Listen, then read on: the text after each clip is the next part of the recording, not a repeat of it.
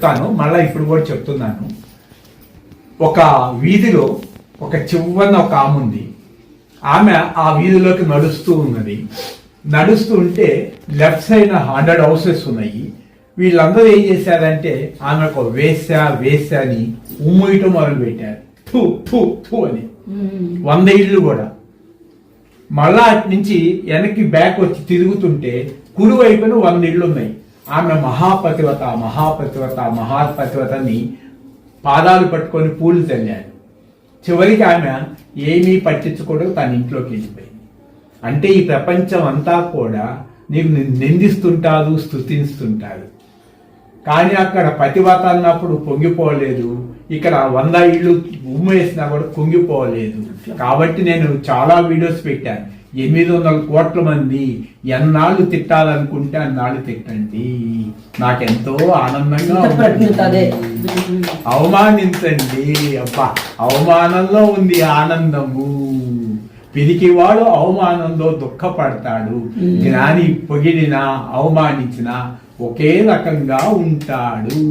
సూర్యుడి మీద ఉమ్ము చల్లండి, అది నీ మత్తనే పడుతుంది. నువ్వు ఎవరిని నిందించినా మళ్ళా కర్మ నిన్ను తిరిగి చేరుతుంది.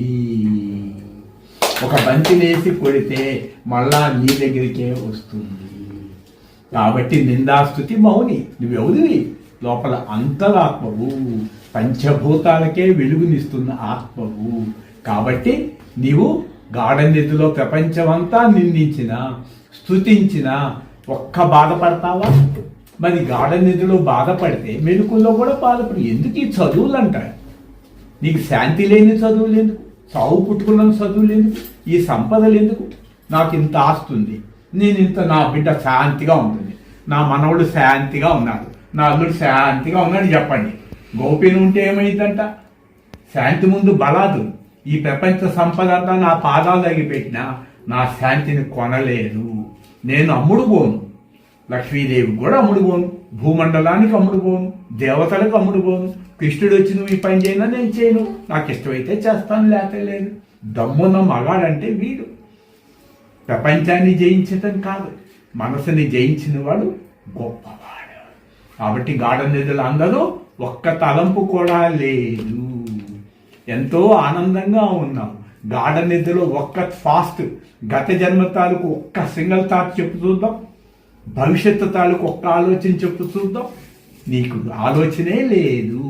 నిజమైన తెలివైన వాడు మనసులో ఆలోచనని మెలుకులో ఖాళీ చేసి గాఢనిధిలో ఎట్లయితే ఒక్క తలంపు లేకుండా ఉన్నాడో, మెలుకులో కూడా గతాన్ని భవిష్యత్తుని తీసేసి ఒక్క తలంపు లేకుండా ఉన్నాడు, వాడు జ్ఞాని.